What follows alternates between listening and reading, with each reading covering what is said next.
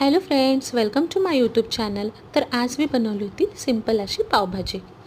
मार्केटमध्ये मस्त अशा ताज्या छान फ्रेश भाज्या आलेल्या आहेत. तर मी केला होता पावभाजीचा बेत. चला तर मग सुरुवात करूया रेसिपीला. त्यासाठी आपल्याला लागेल 1 वाटी वाटाणा, 1 बीट, 1 वाटी शिमला मिरची आणि 1 वाटी फ्लावर.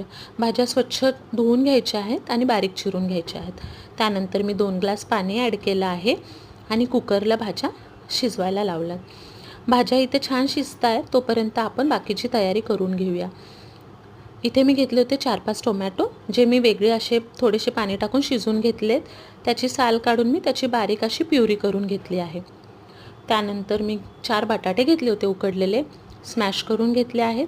त्यानंतर मी घेतलं होतं अद्रक लसूणची पेस्ट, 2 चमचे अद्रक लसूणची पेस्ट आणि पावभाजीसाठी मी सुहानाचा मसाला घेतला होता. त्यानंतर मी 2 कांदे घेतले होते फोडणीसाठी. कांदे छान असे बारीक चिरून घ्यायचे आहेत. चला तर मग बघूया भाज्या शिजल्यात का. 4-5 शिट्ट्या झालेल्या आहेत. कुकरची वाफ काढून घेतली आणि भाज्या अशा छान शिजलेल्या आहेत. त्यामध्ये एक्स्ट्राचं थोडं पाणी असेल ते तुम्ही बाजूला काढून घ्या आणि नंतर ते भाजीमध्ये तुम्ही वापरा. भाज्या छान स्मॅशरनी स्मॅश करून घेतल्या. तुम्ही बघताल भाजीला छान असा रंग आलेला आहे लालसर. बीटमुळे भाजीला छान रंग येतो. त्यानंतर कढईमध्ये 2 चमचा तेल आणि 1 चमचा बटर ॲड केलं आहे.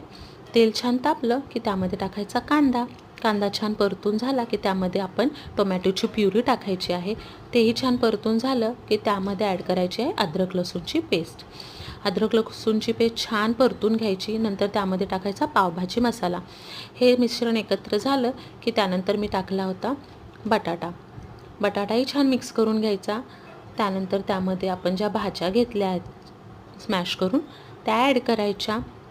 सर्व एकत्र छान मिक्स करून घ्यायचं आणि त्यानंतर त्यामध्ये टाकायचं आहे 1 चमचा लाल तिखट, 1 चमचा हळद. सर्व छान मिक्स झालं की मी 1 चमचा मीठ त्यामध्ये टाकायचं. मीठ तुम्ही तुमच्या चवीनुसार टाका.